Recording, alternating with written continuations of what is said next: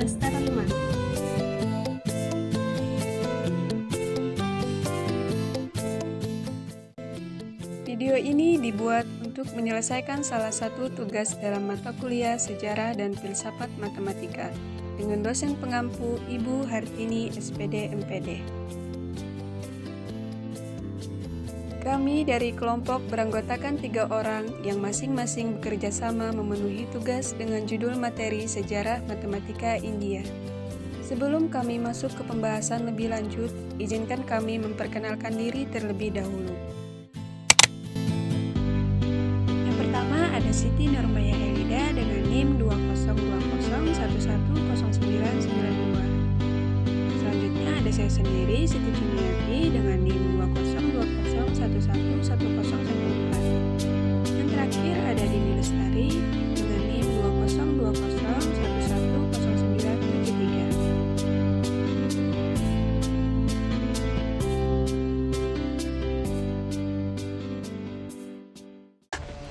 Apa sih yang terlintas di pikiran kalian ketika mendengar kata matematika?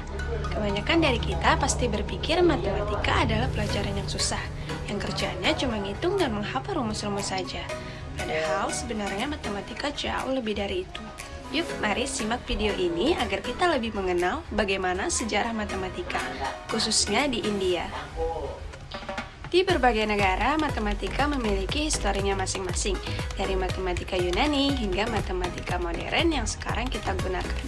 Matematika selalu mengalami perkembangan ilmu, sehingga dalam kehidupan sehari-hari kita bisa menerapkan ilmu matematika. Contohnya saja pada teorema Pythagoras, kita bisa menggunakan teorema ini untuk perhitungan bidang yang memiliki desain segitiga siku-siku, misalnya atap bangunan. Bahkan, teorema ini juga bisa melacak lokasi gempa loh. Cara kerjanya adalah dengan triangulasi pada jenis gelombang saat terjadinya gempa.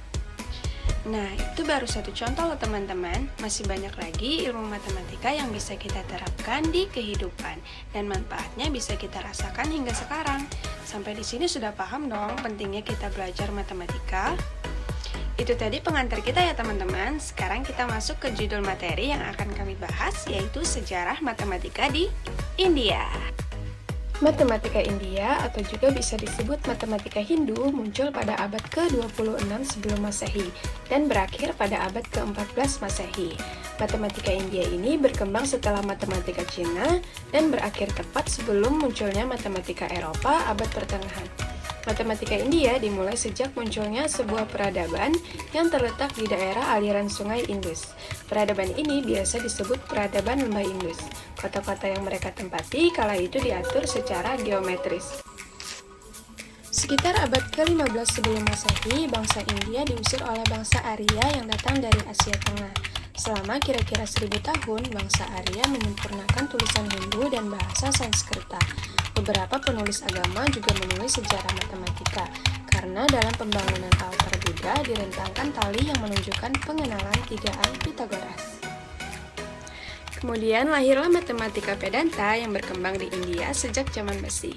Sekitar abad ke-9 sebelum Masehi, seorang matematikawan bernama Satapatha Brahmana mulai menemukan pendekatan nilai pi. Dan kemudian antara abad ke-8 dan ke-5 sebelum Masehi, Subhasutras memberikan tulisan-tulisan geometri yang menggunakan bilangan rasional, bilangan prima, aturan 3 dan akar kubik, yaitu dengan menghitung akar kuadrat dari 2 sampai sebagian dari 100 ribuan. Memberikan metode konstruksi lingkaran dan perhitungan luasnya menggunakan susunan persegi, menyelesaikan persamaan linear dan kuadrat serta mengembangkan tripel Pythagoras secara aljabar dan memberikan pernyataan dan bukti numerik untuk teorema Pythagoras. Selanjutnya sistem bilangan yang ada di India. Yang pertama angka Brahmi. Kebanyakan sistem angka kedudukan yang menggunakan 10 sebagai asas yang digunakan di seluruh dunia adalah berasal dari India.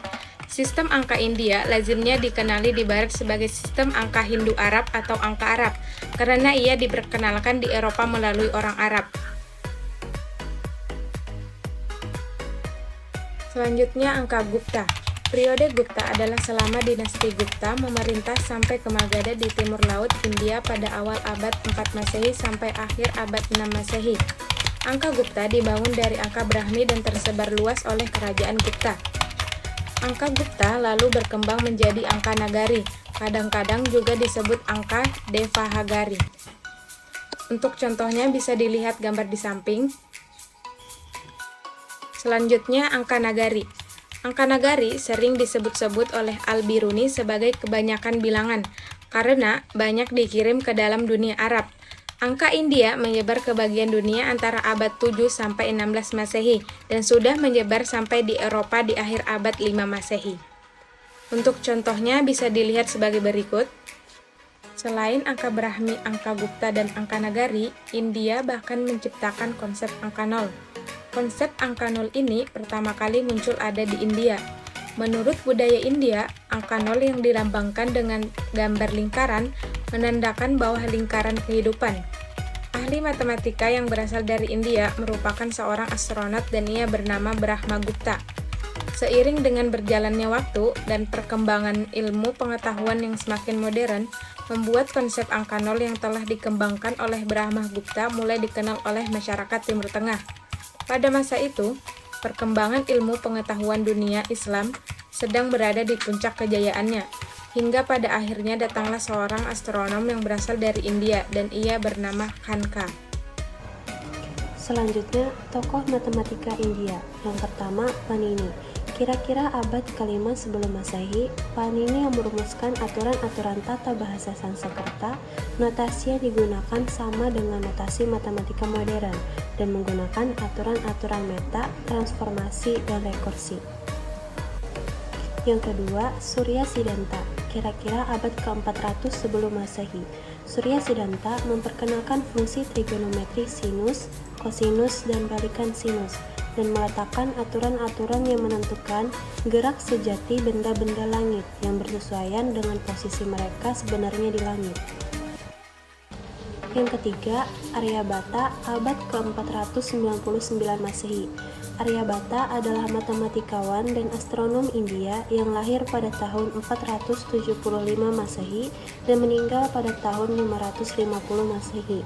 Dia hidup di zaman yang sulit untuk mengembangkan matematika.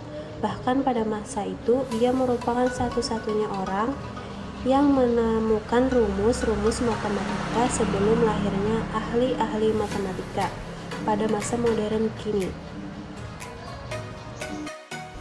Yang keempat, Brahma Gupta. Brahma Gupta adalah matematikawan besar India berikutnya. Ia hidup dari tahun 598 sampai 660 Masehi. Karyanya yang terkenal adalah Brahma Siddhanta yang terdiri dari dalil dan peraturan. Pada tahun 628 Masehi, Brahma Gupta menulis sebuah buku berjudul Brahma Gupta Siddhanta sebagai perbaikan dari buku sebelumnya. Yang selanjutnya, Madhava.